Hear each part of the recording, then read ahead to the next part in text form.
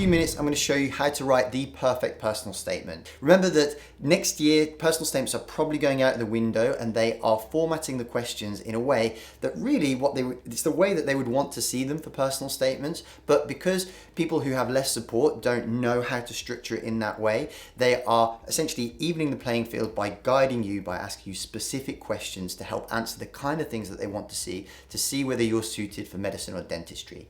So here I'm going to tell you exactly what you need to do in a very short time, just so that you can write a really outstanding personal statement. So just to recap, the personal statement is a maximum of 4,000 characters, including spaces, or 47 lines, whichever one comes first.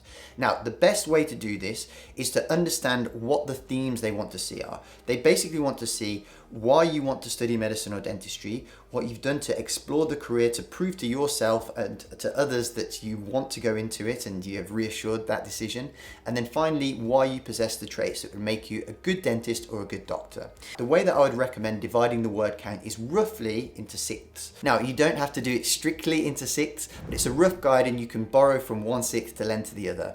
But the way that I would break this down is into, firstly, having 2/6, so a third, onto why you would want to be a doctor or a dentist.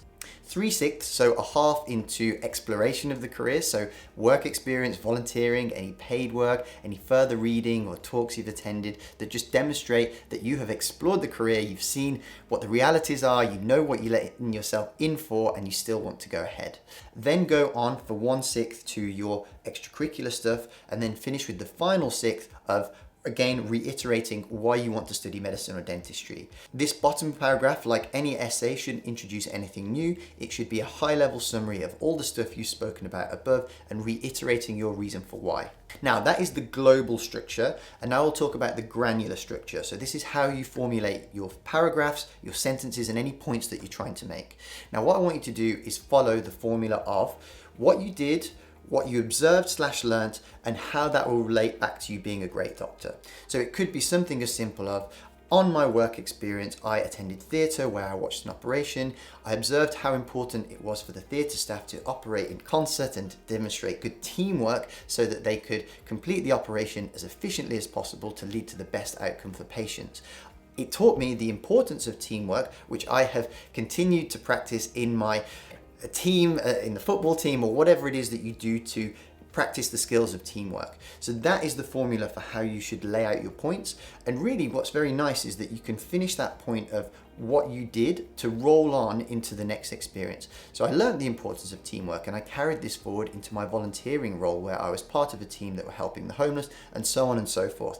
And you have this really nice kind of linear way of going through the granular structure, through your points, and then it flows really nicely. Don't forget the quality of English. I have spoken about 4 books in this video that I think are complete game changers. Think beyond the personal statement. Being able to write with good quality English is like going to an interview and being really well dressed. It just makes an incredible impression, and it is a life skill that will stay with you forever. So please, please, please watch that video. Read those books, particularly the first one, Richard Lanham Revising Prose, is an absolute game changer and the one that I recommend to everybody. It has completely transformed how I write for the better, and the book is probably about £60, but it is the best £60 you will ever spend. It will help you with exams, essays, anything that you have to write. It will probably give you an extra 20% worth of marks just by writing in a style that is pleasing to the reader. Then the next important part is review. Now, there's a fine balance between too few and too many reviews. At some point you get kind of a too many cooks spoil the broth sort of situation, and too few reviews, you might not get all angles and all opinions, just to make sure that you really hone it to be the best it can be. I would recommend 4 people or so that you trust and that you rely on to give you good quality feedback. Give them the respect to allow them plenty of time, at least a week, to go and review that and come back with some really good feedback. It's really disrespectful to ask them to rush such an important thing and do it overnight. So be organized, and this is the part that will take the longest. So make sure that you are allowing plenty of time, get a good first draft, get it the best that it can possibly be. Don't give them something that you know is crap to hope that they will kind of fix it for you. Get it to the best that you can get it so that they can take it to the next level. In your UCAS application, the counterpart to the personal statement is the tutor reference. So typically the tutor referee will be somebody who's contributed, because typically there's someone who knows you well and hopefully that you respect enough to want to contribute to your personal statement. So they should have been part of the creative process, but make sure that you give them that personal statement so that when they're writing, they can either corroborate something amazing that you did that you want them to back you up on, but also maybe give them a list of things that you didn't include, that didn't make the cut for the personal statement, and then they can add on top of all the amazing things that you've written, a list of other things and other reasons why they should give you a place at medical or dental school.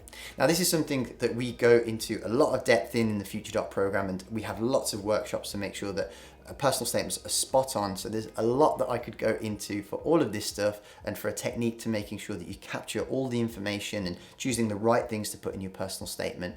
But ultimately, it's something that you should pay attention to. It's still very valuable, and I would highly recommend that you at least put a good amount of effort in and plan early so that you can get plenty of time to review. If you'd like to learn more about the personal statement stuff, there's a whole playlist dedicated to it here.